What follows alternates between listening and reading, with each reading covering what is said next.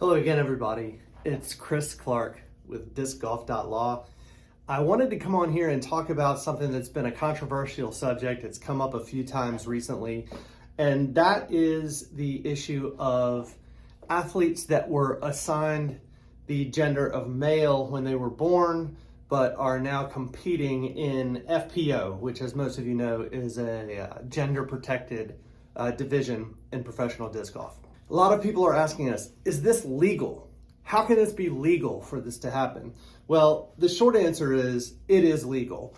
And what I wanted to do is maybe provide a little additional information that many of you may not be aware of.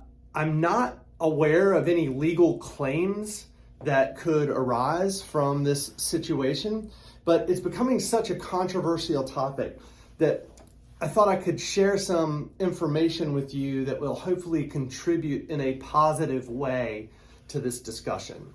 So, first important thing to know, the PDGA is following the International Olympic Committee guidelines on this issue. They were developed by the IOC back in 2015. And so, just to touch on what a few of those guidelines are, these athletes that are competing in the FPO division must have had continuous hormone therapy for 12 months under medical supervision. Their testosterone levels must be below a certain level, and they must be measured at below that certain level for at least 3 different times over a 12-month period. They also must have a physician certify to the PDGA that they have completed the gender reclassification process, and the PDGA has a form for that. So it's more than just someone choosing to play in that division. It is a situation where there are medical tests that are necessary and medical procedures that must be followed in order for them to meet that criteria.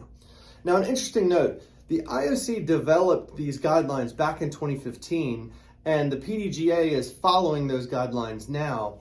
Late in 2021, the IOC actually relaxed their guidelines. They took away some of the requirements for Olympic athletes to meet this gender classification test.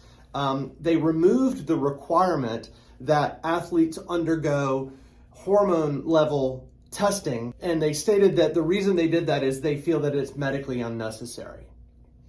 So one reason that the PDGA and other sports have turned to the IOC for guidance on this is that the International Olympic Committee has a ton of resources at its disposal.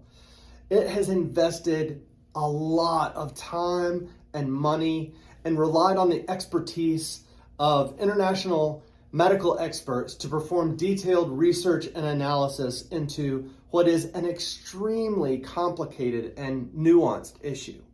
Now, I'm a lawyer, I'm not a doctor, I'm not a scientist, I am far from an expert on gender issues.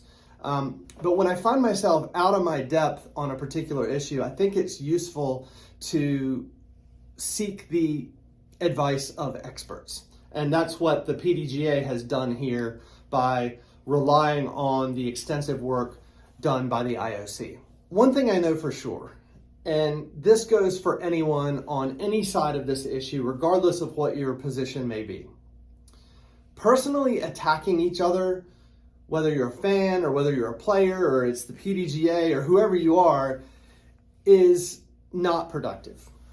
And I just urge everyone to do your research, keep an open mind, and be respectful of each other. We all want what's best for the sport. And civil debate and dialogue is how we get there.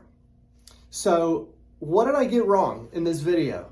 What are your thoughts? I would love to hear from you, particularly if you've got some experience or expertise in this area.